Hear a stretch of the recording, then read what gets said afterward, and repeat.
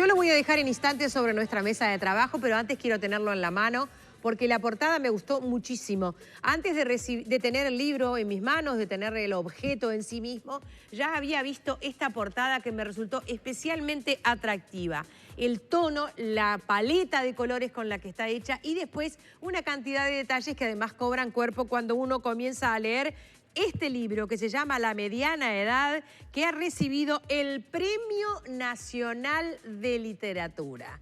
Y si precisábamos un pretexto, ahí lo tenemos para darle la bienvenida esta mañana a Pablo Casacuberta. Felicitaciones. Muchas gracias por invitarme. ¿Cómo se presenta uno a un concurso? Con una criatura que siente propia, que cree valiosa y lo pone ahí como que al jurado. Sí, y si todo sale bien se olvida durante los meses en los que está el proceso de decisión y después, bueno... Si ¿Se olvida? ¿O todas las mañanas hay un bichito ahí? No, imagínate. No, tiene que hacer uno el esfuerzo por olvidarse, si no es traumático. Bien, ¿con qué seudónimo te presentaste? Es horrible lo que te voy a decir, pero sabes que no me acuerdo. ¿No te acordás? No me acuerdo. Bueno, no, es interesante saber que no te acordás, porque muchas veces las personas eligen un seudónimo fruto de lucubraciones hasta para pensar quién está en el jurado y cómo podrían, ya que no pueden a través de una verdadera identidad, a través de esa identidad nueva, adoptada. Debo confesar que mi nivel de maquiavelismo está muy por debajo de eso. No te creo. Sí, No te creo. Vamos a felicitar a nuestro invitado, pero también vamos a hablar de él, de su literatura, de su condición de artista que tiene más de una faceta. Vamos a la presentación de Pablo Casacuberta.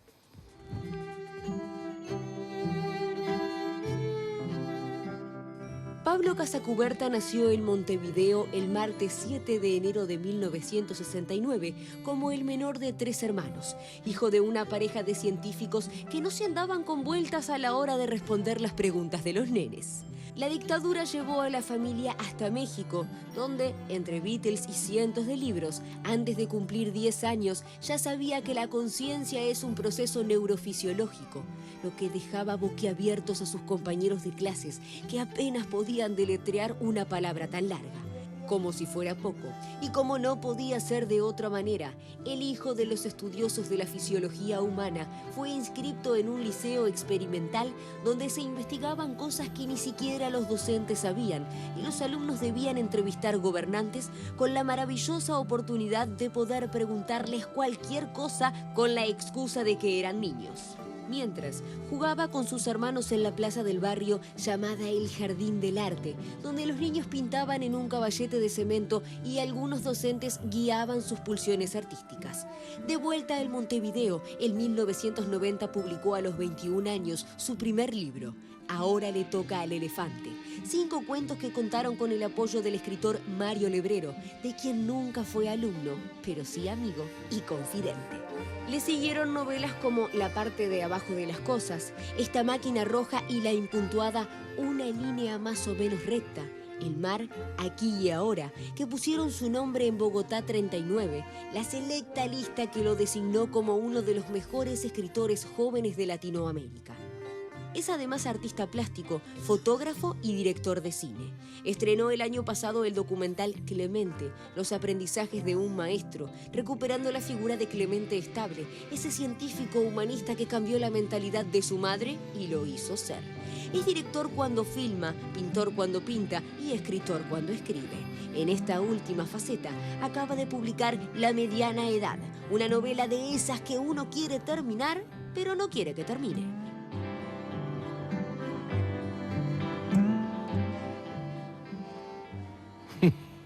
Bueno, les agradezco mucho la presentación, es muy halagüeña.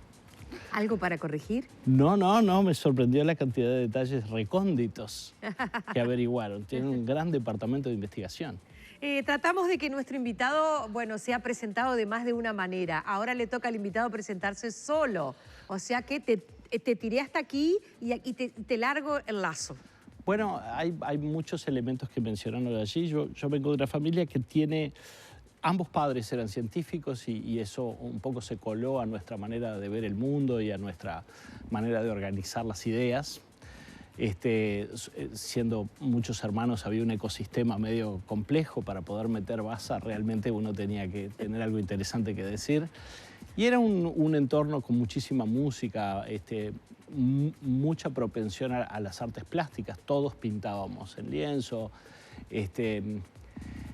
Y era un entorno también donde el conocimiento y la ternura no tenían ninguna frontera entre sí. O sea, estar en la mesa y hablar sobre taxonomía de las especies era una cosa tierna. Concursar por ver quién podía clasificar de una manera eficiente una llama o un elefante era de alguna manera una manera de estar juntos y de compartir una especie de tradición familiar. Entonces, bueno, en ese sustrato se generó muchísimo producto artístico. Tengo hermanos músicos, un hermano fotógrafo muy bueno que se dedica ahora actualmente a hacer documentales de fauna. Entonces, yo no puse mi primer disco en un tocadiscos hasta los 15 años porque antes no había necesitado, siempre había una banda sonora constante de discos puestos por mis hermanos, seleccionados muy criteriosamente. Era un entorno muy fermental. Y algo de eso, bueno, se ha colado en el hecho de que no me he terminado de decidir todavía cuál sería mi vocación. Voy probando muchas.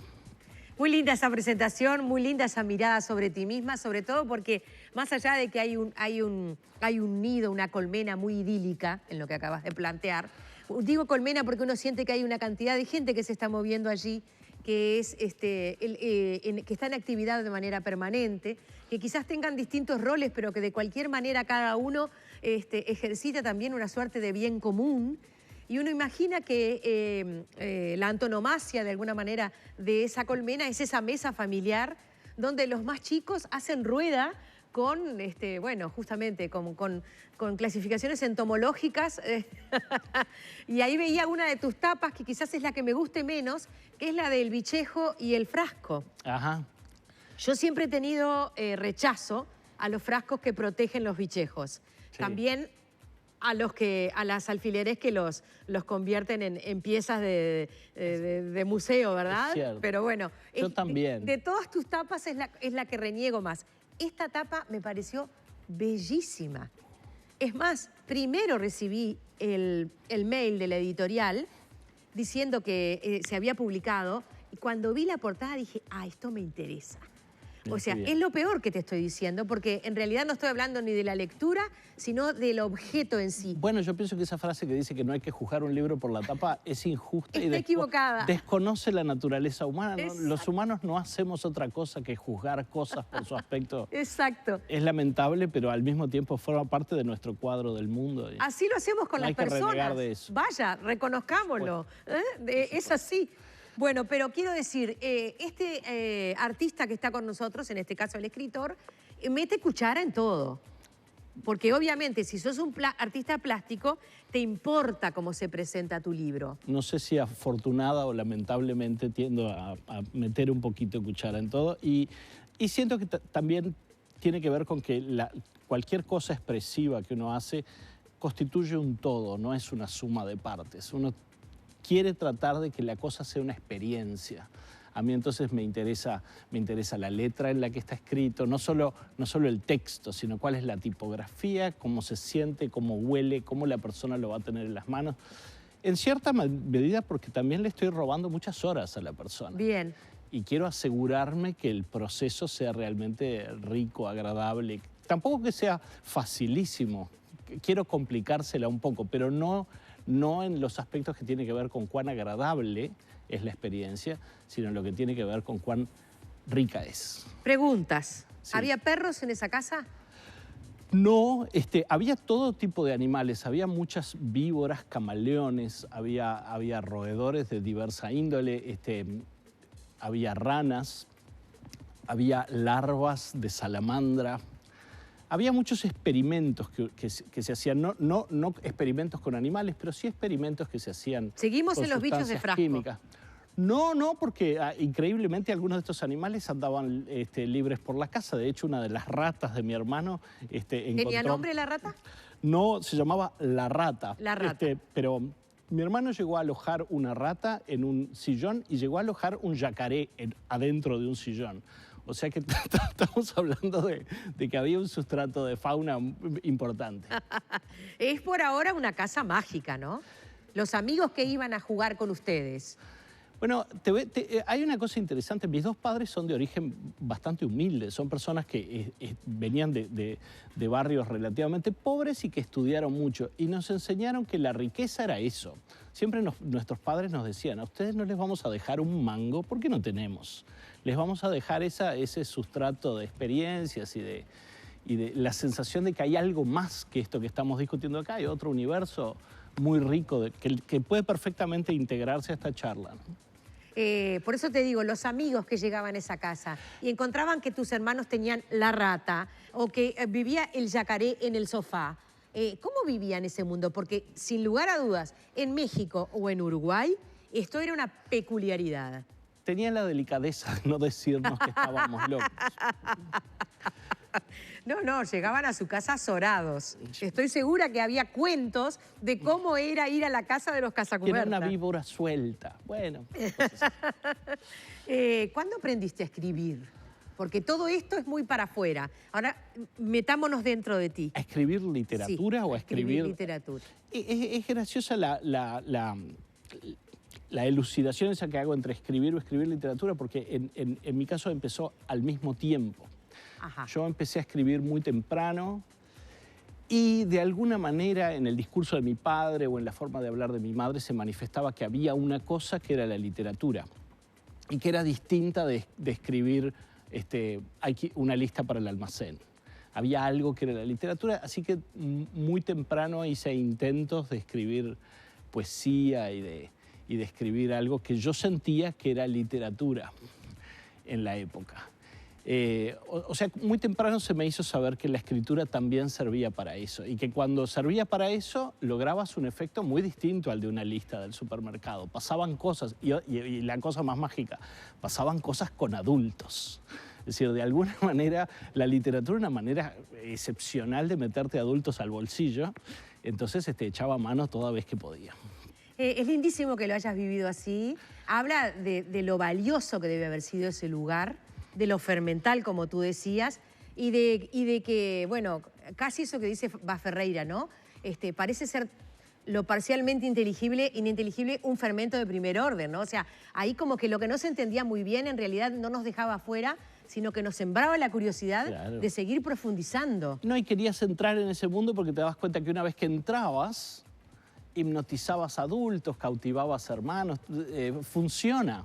Funciona. El arte serio en los niños Claro. funciona, hace cosas. Entonces los niños, es como adquirir un superpoder. Cuando los niños empiezan a darse cuenta, mira, yo hago esto y mis padres pasan a estar en estado de trance. Tengo una compañera que adoración. vive en estado de trance con el arte de su hija. Pero claro. Y lo he compartido con ella, y hace muy bien por otra parte, y genera exactamente eso.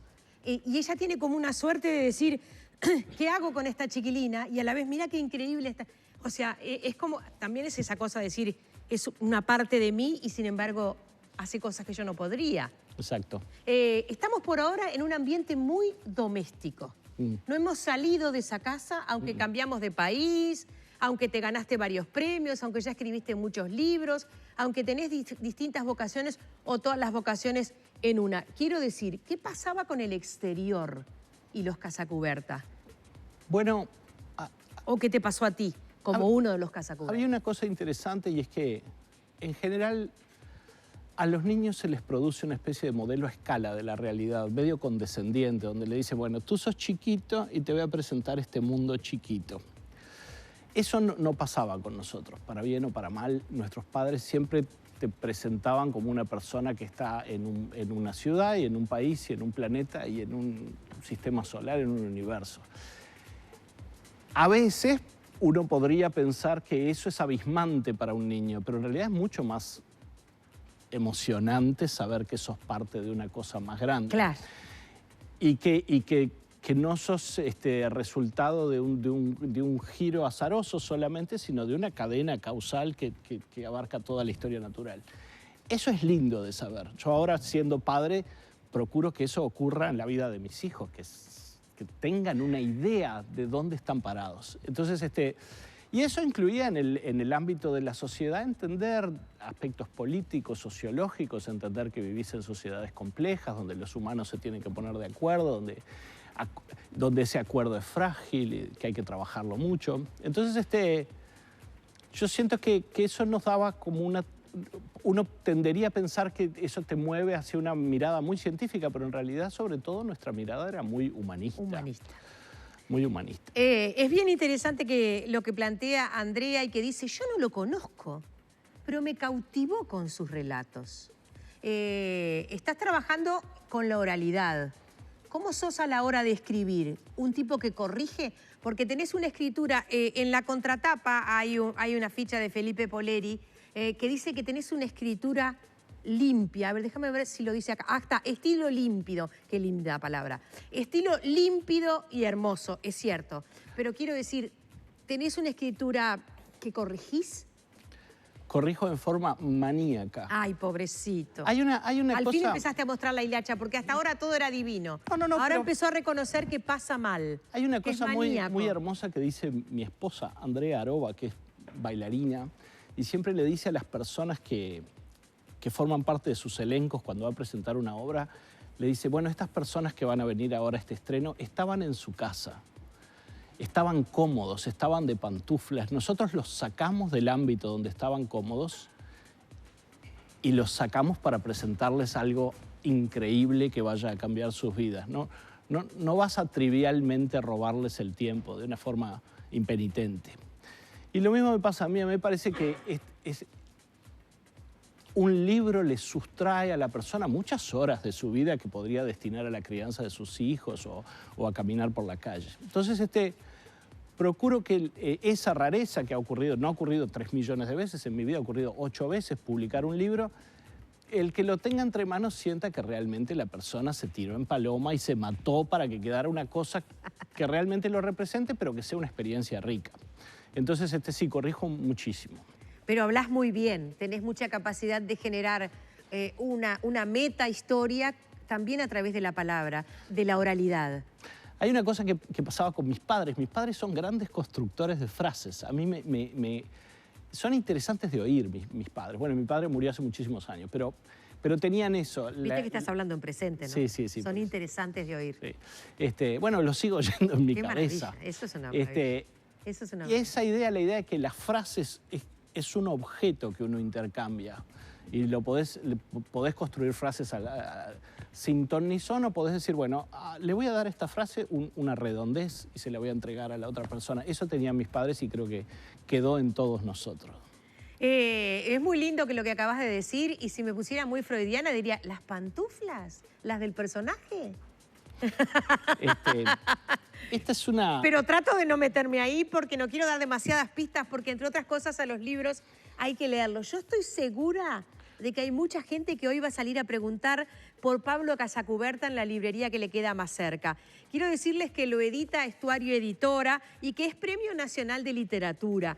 Quiero decirles que a mí me hubiera gustado que fuera un poquitito más grande, a mí. La próxima vez, María. Gracias. No, Estuario me estará rezongando y estará maldiciendo mientras nos ve, pero yo tengo la sensación de que los bolsilibros, no. Yo quiero los libros.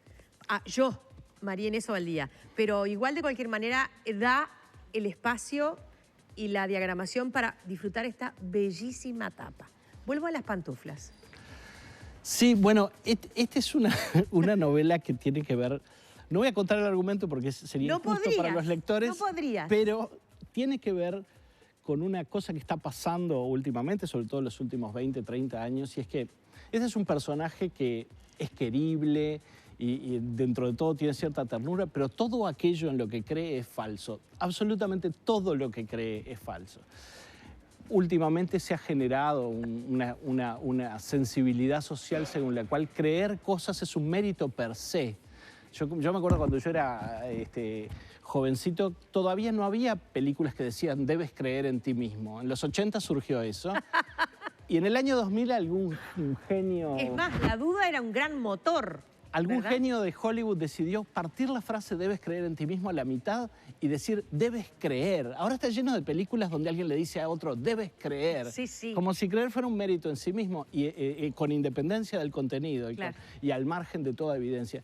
Y eso que tiene una parte humorística en un momento contemporáneo donde las redes amplifican aquello que yo creo, me rodeo de personas que creen lo mismo y eso de alguna manera se genera una cámara de eco.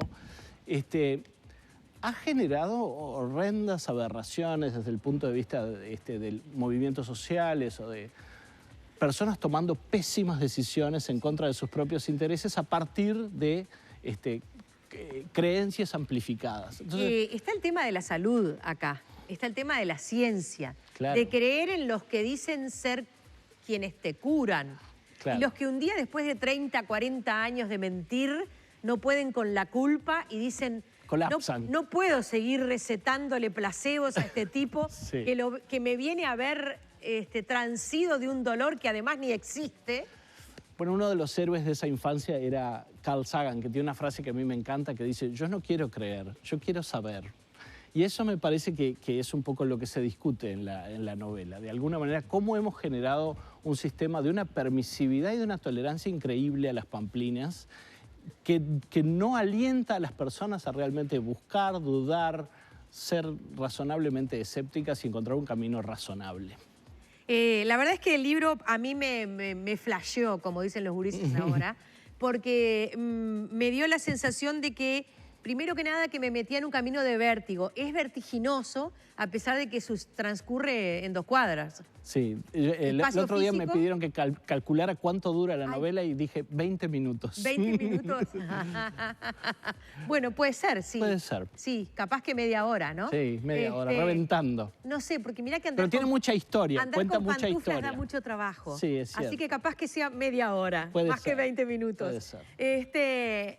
Y bueno, y la verdad es que uno empieza a leerlo y como además no abusás del punto, y aparte precisamente, estás peleado con el punto y aparte, uno tiene que seguir y seguir y seguir y lo haces muy bien. Muchas gracias. No, ¿quién soy yo para nada? Simplemente una lectora entusiasta y que realmente sintió que estaba leyendo algo que decías, pero qué bueno. Y es uno de los nuestros. Qué orgullo me quedó. Voy a leer los comentarios para despedirte. Voy a decirle a mi hijo que compre el libro La mediana edad de Pablo Casacuberta. Dice Shirley, felicitaciones para Casacuberta. Hermosa entrevista, María Inés, te quiero. Bien ahí, estoy capitalizando esta entrevista. Me tengo que preparar para ir a trabajar, pero no puedo parar de escucharlo. Utiliza un lenguaje muy cautivador. Sí, léanlo. No es lo mismo, o si no, invítenlo a su casa. ¿Con qué te esperan? Con lo que deseen, yo soy un sujeto adaptable. Perfecto, muy bien. Me encanta porque él está preparado para enfrentar la realidad. Me encanta. Las frases se intercambian, es verdad. Siempre andamos buscando esas frases tan sabias. Gracias, Pablo, un honor. Y si no son sabias, no importa. Son provocadoras y provocativas. Y eso le gusta mucho, capaz que más. Un genio, me encanta leer y me fascina su historia, dice Gabriela Pérez. Muy buena la entrevista, me voy a comprar el libro, dice Isabel Soledad. Estuario, te estamos dando, ¿eh? Lo felicito, un genio. Bueno, voy a decirle a mi hijo que lo compre, qué hermoso y qué interesante, mano a mano. Muy interesante su relato que además te emociona. No lo conocía, me cautivó. Marcos del Sauce, muy linda entrevista. Nada, te vas. Muchas Con gracias. toda la fuerza. Y muchas gracias por comentarme lo que comentaron. Es interesante el tiempo real. Eso te iba a decir. que la literatura no lo tiene. No. Pasan meses hasta que te Esta enteres es una nueva de qué sintió. dimensión. Genial. Y además lo más interesante es que muchas personas tienen el don, diría yo, de decir la verdad y decir yo no lo conocía. Entonces, trabajemos en esa línea. Genial. Hoy te llevas un puñado de gente que va a empezar a leerte. Te agradezco mucho. No, esto tiene que ver con el medio, no con nosotros. No vamos a pensar que somos nosotros. Es este monstruo. Felicitaciones. Es precioso el libro. Me costó quererlo, ¿eh? Me costó quererlo al Pero pasar. cuando lo querés mal. No, lo quise un poquito de entrada, pero no lo quería querer, porque yo lo quería que se parara y se revelara y que fuera cosas que él no podía hacer. Hay Pero que yo lo darle tiempo, quise como a la hasta el gente. final. Yo lo quise hasta el final. Muchas gracias. Gracias. Me encanta saber todo eso que hay atrás de ti y de tu literatura. Seguiremos siempre atentos a la palabra Casa Cubierta, en cualquiera de sus formatos, porque esta familia es una familia que se las trae. Gracias. Gracias.